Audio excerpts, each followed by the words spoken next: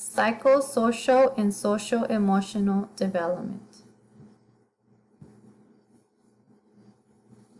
Erikson's psychosocial development. Erikson's stages of psychosocial development is a theory that was introduced by the psychologist and psychoanalyst Erik Erikson. It was built upon Freud's theory of psychosexual development, but he emphasized the role of culture in society.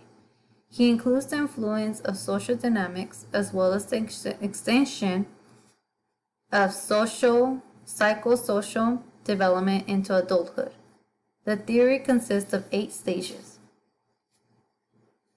Stages of childhood. Stage 1. Trust versus mistrust. Stage 2. Anatomy versus doubt. Stage 3. Initiative versus guilt. Stage 4. Industry versus inferiority. Stage 5. Identity versus rule. Stage 6. Intimacy versus isolation. Stage 7. Generativity versus stagnation. Stage 8. Integrity versus despair.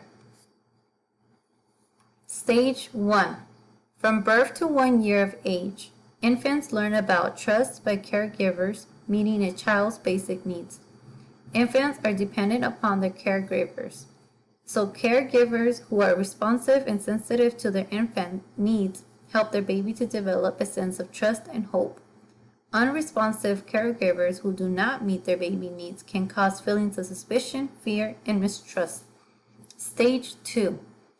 As toddlers, 2 years, begin to explore their world, their main task is to resolve the issue of anatomy versus doubt by working to establish independence.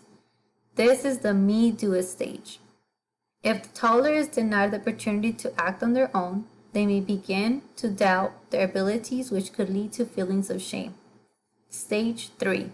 Once children reach the preschool stage, ages 3 to 5, children must resolve the task of initiative versus guilt by learning to plan and achieve goals while interacting with others. When parents allow a child to explore within limits and support the child's choice, these children will develop a self-confidence feeling of sense of purpose. Those who are unsuccessful at this stage may develop feelings of inadequacy. Stage 4.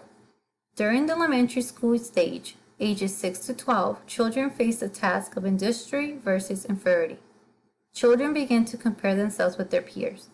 They either develop a sense of pride and accomplishment in their school, sports, social, or they feel inferior and inadequate.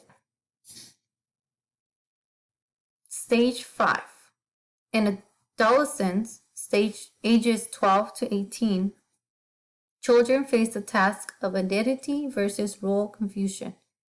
During adolescence, children explore their independence and develop a sense of self. Those who receive proper encouragement and reinforcement through personal exploration will emerge from this stage with a strong sense of self and feelings of independence and control. Those who remain unsure of their beliefs and desires will feel insecure and confused about themselves in the future. Stage 6.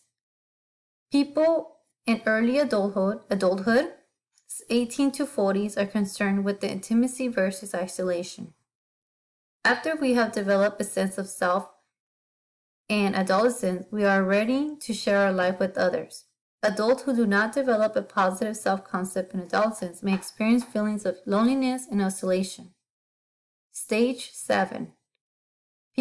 When people reach their middle adulthood, 40 to 60s, the task is generativity versus stagnation.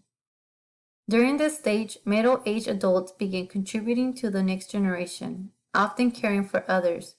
Those who do not master this task may experience stagnation and feel as though they are not leaving a mark on the world in a meaningful way.